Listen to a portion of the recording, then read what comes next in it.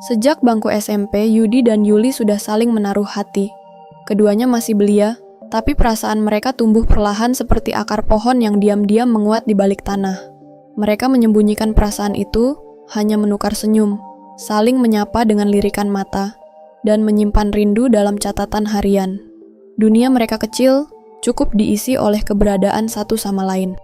Yudi dengan sepeda tuanya, sering menunggu di gerbang sekolah, berpura-pura menunggu temannya, padahal matanya tak pernah lepas dari langkah ringan Yuli.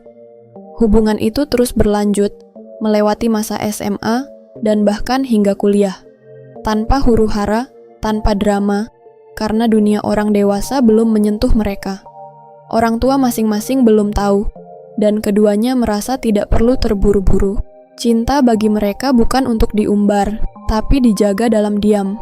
Mereka membangun impian kecil bersama, rumah mungil di pinggir kota, kebun bunga di halaman belakang, dan hidup cukup dengan bahagia yang sederhana. Namun masa tak bisa ditunda. Seiring waktu, langkah mereka makin terlihat.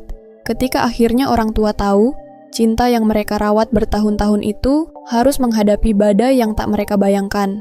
Ayah Yudi dan ayah Yuli ternyata menyimpan permusuhan lama. Akar dendam yang tumbuh sejak muda. Sejak sebuah proyek kerja sama yang gagal dan saling menyalahkan.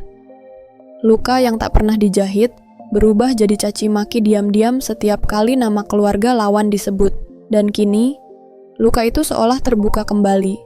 Saat anak-anak mereka justru saling mencintai. Perbedaan status ekonomi memperlebar jurang. Ayah Yuli yang berdarah biru merasa Yudi tak pantas untuk putrinya. Anak tukang bengkel, bisiknya di ruang keluarga, nadanya mencibir. Di sisi lain, ayah Yudi merasa harga dirinya diinjak. Mereka masih sombong seperti dulu, gumamnya, menggenggam surat kabar dengan erat, seakan ingin meremas masa lalu. Yudi dan Yuli tetap bertahan. Mereka tidak menggembar-gemborkan cinta, tapi juga tak menyerah. Mereka percaya waktu bisa menyembuhkan. Mereka yakin, cinta yang tulus akan meluluhkan ego. Tapi, harapan itu layu perlahan ketika takdir mengetuk dengan kabar yang tak diduga. Yuli terdiagnosis mengidap kanker ganas. Hidupnya yang cerah mendadak muram. Pipinya mengerut lebih cepat dari usianya. Rambutnya rontok satu demi satu, dan langkahnya melemah setiap harinya. Di ruang rawat putih yang hampa, Yudi selalu di sana. Membacakan buku yang mereka sukai, menyisipkan bunga kering di ujung selimut, menyeka keringat yang mengalir di dahi kekasihnya. Cinta mereka tak menipis, justru menguat di tengah derita. Di tengah kenyataan pahit itu, ayah Yuli mulai membuka hati. Ia mengunjungi bengkel ayah Yudi, berdiri kikuk di depan pintu, membawa sekotak jeruk dan seulas ragu. Ia meminta maaf, dengan suara parau yang tertahan selama puluhan tahun. Tapi, maaf itu ditolak mentah-mentah.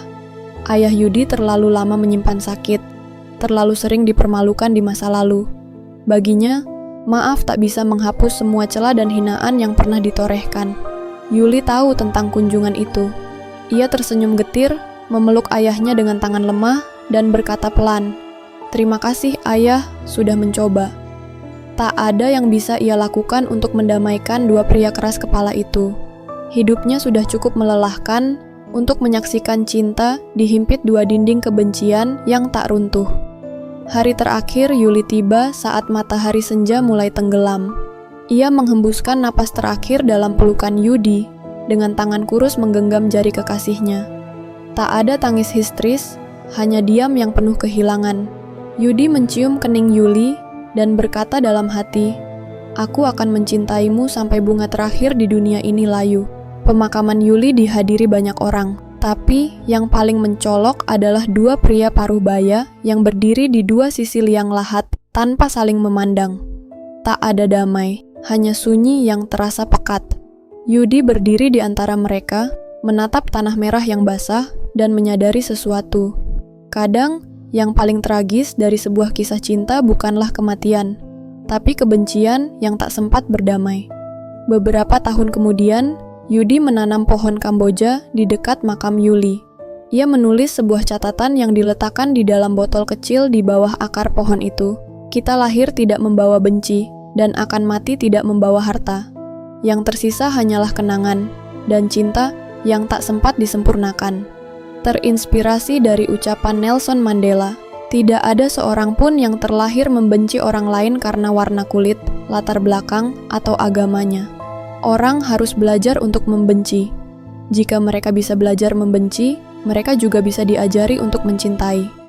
Yudi tak pernah benar-benar bisa melupakan Yuli, tapi ia hidup dengan satu keyakinan. Cinta yang tulus adalah warisan paling abadi, bahkan ketika dunia tak mengizinkan mereka bersatu. Dan dari kisahnya, semoga banyak yang belajar bahwa membenci hanya melahirkan kehilangan, dan memaafkan adalah bentuk tertinggi dari kekuatan manusia.